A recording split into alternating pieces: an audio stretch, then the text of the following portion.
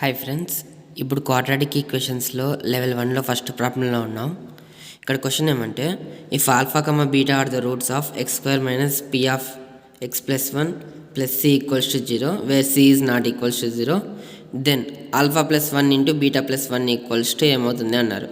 అంటే alpha beta అనేటివి ఈ ఈక్వేషన్ యొక్క రూట్స్. మనం ఏం కనుక్కోవాలా? Alpha plus 1 into beta plus 1 దీని యొక్క ప్రోడక్ట్ కనుక్కోవాలా. సింపులే, చూద్దాం. ఫస్ట్ వాళ్ళు ఇచ్చిన ఈ ఈక్వేషన్ని మనం ఈ ఫామ్లో కన్వర్ట్ చేసుకోవాలా.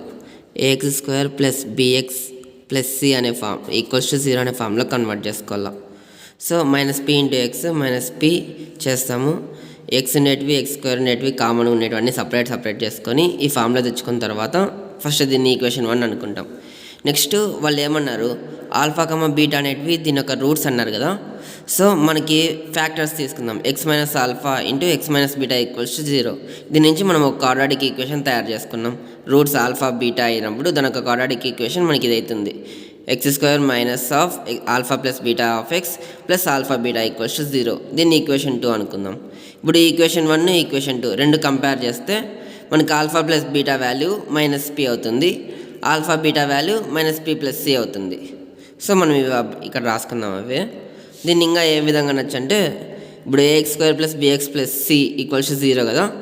Alpha plus beta equals to minus b by a అవుతుంది.